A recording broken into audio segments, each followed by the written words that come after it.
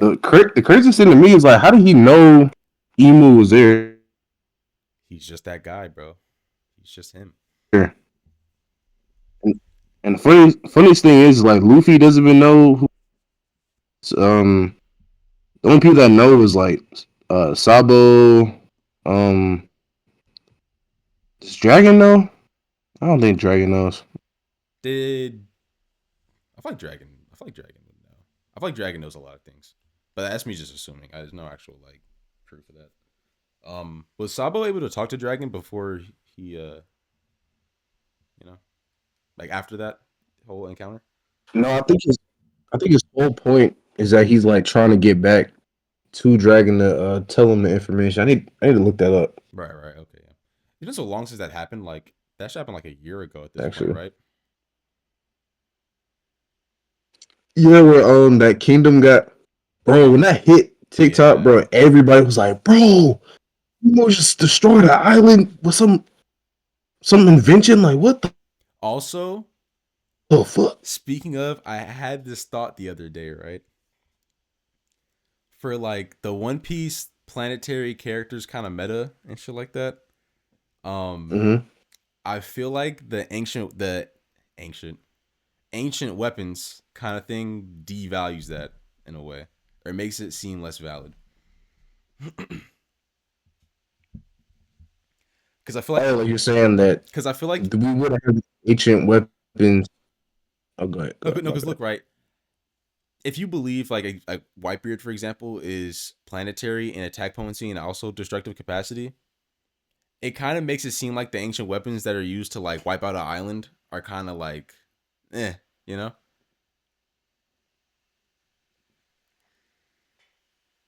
Eh, Because I think it depends. realistically, Kaido could probably destroy an island on his own. Whitebeard could destroy an island on You- his own. Like, if these ancient weapons are what's used to like just wipe out an island like that, it's kind of like, okay, they're kind of regular, no? Like they're kind of just like not that impressive at that point. Or if in Not exactly, because it's or like if they don't think of it. mhm. No shit. No, no, I was gonna say, but if like inverse, right? If they truly believe that like Wiper can like destroy the planet or something. No, actually, no, not even that. If they like are seeing these kind of things where like this one attack wiped out an island and shit like that, and it's seeing like this is crazy, like it's got wiped off the map and shit like that, it kind of makes it seem like in universe that's like something that's like unexpected, like it's not very likely to happen, like it's not very it's not a crazy feat, or it's not that it's not a crazy feat. It's like it is a crazy feat to be able to do that. So then it makes the whole like planetary scaling seem kind of invalid in my eyes, at least. Okay. Um, That makes sense. well, I do agree.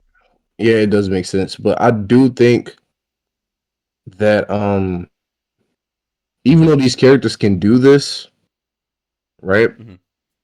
I think the reason why the ancient weapons are so valued is because like it can give the weak the same power as like a like a Yonko. Like a Yonko Yeah, top tier. had to go through a lot of shit. Yeah, like a top tier had to go through a lot of shit to get that power. And like to be honest, a regular degular not is not doing all that, bro. I don't You're think. not doing all that if you're at a 9 to 5. Okay, hold You're on. not Do you you're think not doing all that. do the devil fruits scale to the user, or do the users scale to the devil fruits? I think it's the user skill to the devil fruits because I So do you think that is that implying like what? keep going? Oh no, I was gonna say like. So do you think that Blackbeard is planetary based on him having Whitebeard's devil fruit? No,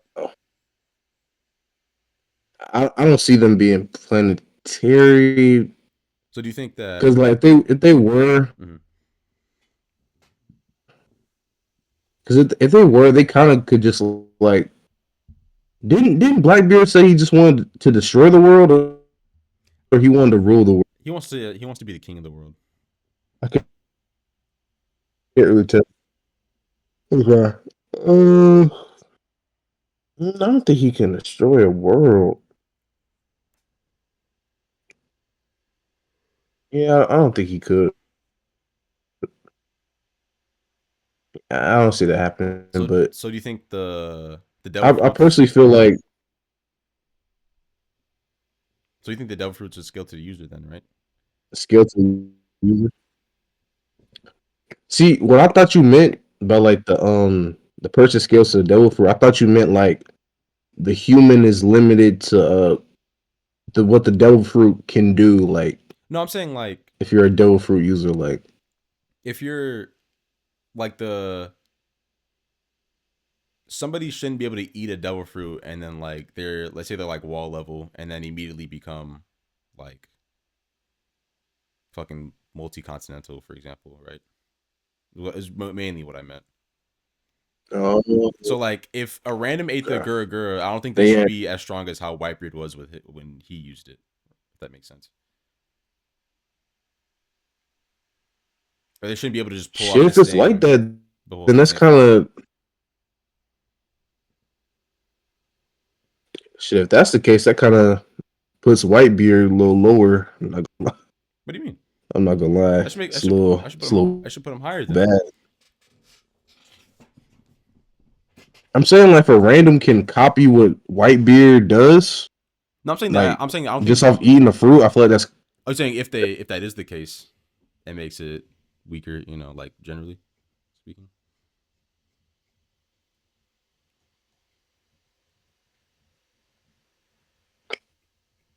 I guess I would just okay. Maybe I do think the opposite then.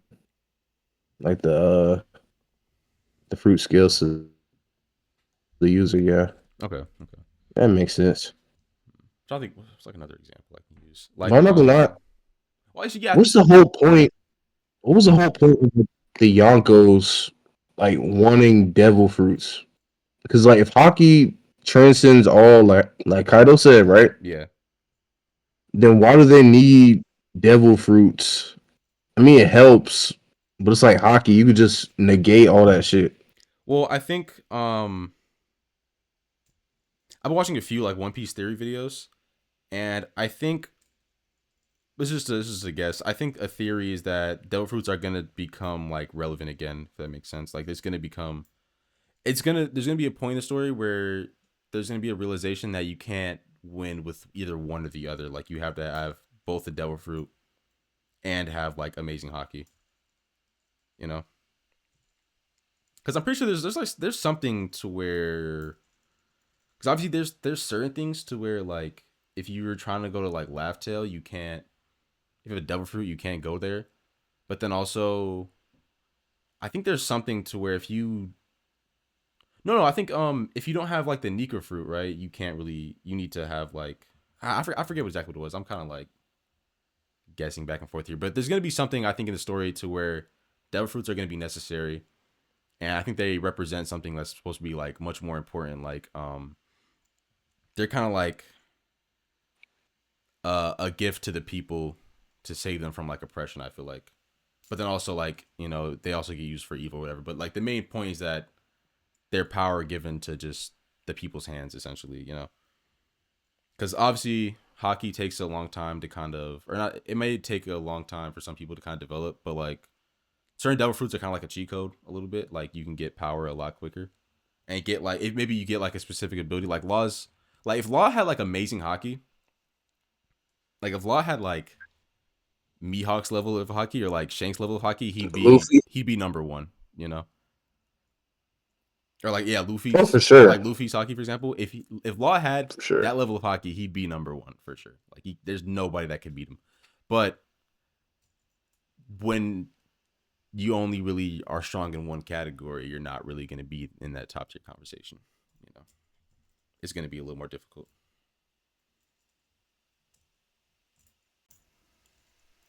Let me look And it up. I forgot the nigga Let me look can it up. switch like your heart to Also, okay. he can switch like souls and personalities and shit though, right? Yeah, which is insane. Like, how can he do that? Yeah, it's I don't know, man. Laws. I'm saying he's Devil Fruit's overpowered, bro. If he had amazing hockey, he'd be top tier, bro. It's insane. Um, Yeah, he would. There's no reason he should have lost to Doflamingo, but it's hockey, man. this man had to get a Um, training arc. oh, so his awakening is basically he can apply his field to kind of like objects, and he doesn't have to necessarily be like inside of it or doesn't have to be in one place at one time. Is basically all it does. Basically, it's just the paramecia awakening, but you can basically apply. You know how like when paramecias get awakened, they can apply to objects in like the external world. He's basically doing the same thing, but since his thing works a little Mhm. differently, it's just it applies differently, I guess.